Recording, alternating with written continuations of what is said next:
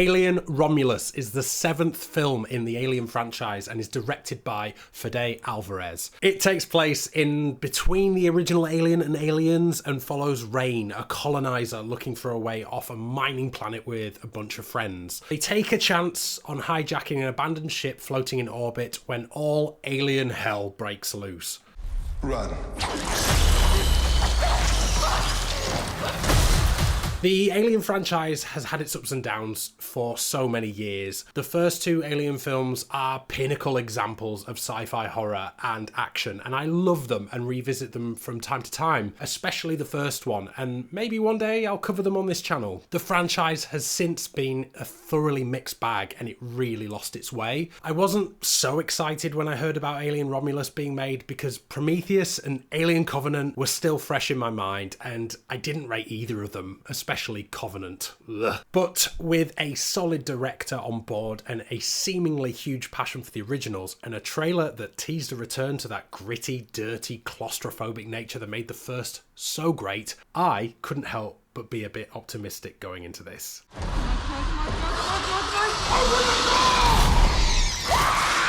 It is with relief that Alien Romulus is the most alien feeling and looking return to the franchise since that first film. The echoes of Alien and the other films live in this movie, and the click and clunk of retro style tech and dirty banged up ships and machinery, as well as the body horror elements and the squeamish, slimy and organic grossness create a familiar and disturbing atmosphere. On the surface, this is beautifully shot and thoroughly well acted film with some intriguing ideas, great sets, real effects and CGI, and a great central relationship between the main characters Rain and Andy. You can tell getting the look and the feel right has been at the forefront of this, and it's for the most part a visual feast.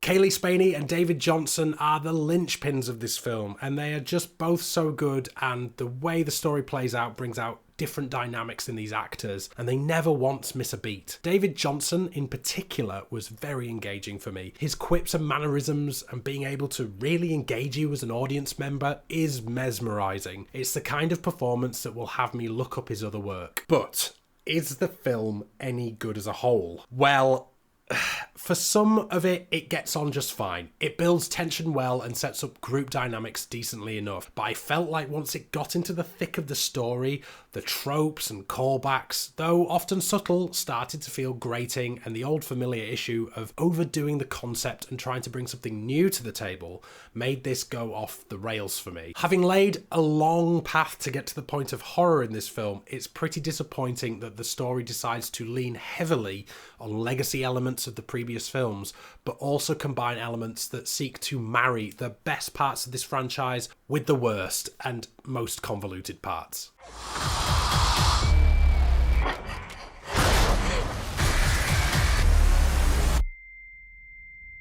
Familiar setups and scenarios are revisited, the odd line definitely stands out, and as these ticked by and the alien threat became more present, which takes a long time, plot contrivances started stacking, and in the third act, I was pretty much checked out. But in the opening act, we are in a Weyland-Yutani world. The oppression, the desperate nature of humanity, it shows us a part of this universe we've not seen before, and it has a great Blade Runner vibe going on. Workers are treated like cattle, but then we exit that and it's all forgotten about. It is a shame. This world of no daylight and human oppression made me think this would tee up something different and seemed more intriguing for a setting than flying off to fight aliens in space. The characters around Rain and Andy are a real mixed bag. As a Brit, hearing two guys who are comically modern British sounding just made me think they were basically assholes and deserved what I was sure was coming for them. I'm not playing around, there's something in the water.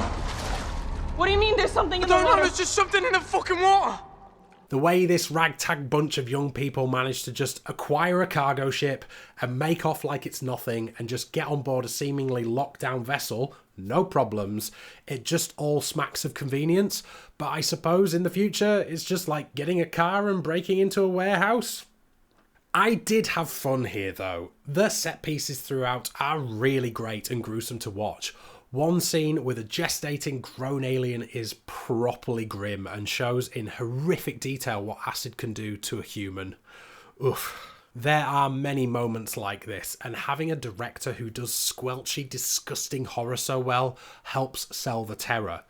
There is a distinct point in the film, though, where my enjoyment dropped off a cliff, and it's a line delivered by Andy after defending Rain, and it was not good. And you'll know it when it comes. From this point on, I was getting worn out on patience, and the final threat, which does have a really great body horror moment, just made me think of Alien Resurrection, and if there's a film you do not want to call back to, it's that one. Overall, I have mixed feelings on Alien Romulus, but honestly, I think it probably is the best Alien film since the first two. It finally brought the alien and the facehuggers, which play a very active part in this, back to something that was really terrifying. There's also no denying the talent on show in all aspects of this, but its pivot to lean on legacy aspects of the older films as a key part of the plot, as well as really drawn out double ending with a super dodgy premise that just had me thinking this was all a bit silly. I feel like this is Fede Álvarez trying to write a love letter to the entire franchise, the good and the bad. And you know what? A lot of people, including probably you, will have massively enjoyed this, and I can totally see why. But for me, it was fun to watch with two solid central characters, but ultimately it devolves into a weird quasi-memberberry soup, and I left the cinema feeling a bit disappointed with it. And that's it for Alien Romulus. Thank you for watching. If you enjoyed this video, please like and subscribe and say hello in the comments. And if you enjoyed Cailee Spaeny's performance in this one, why not check out my review on Civil War, the last film she was in, which I thought was pretty good. And I'll see you on the next one. Bye.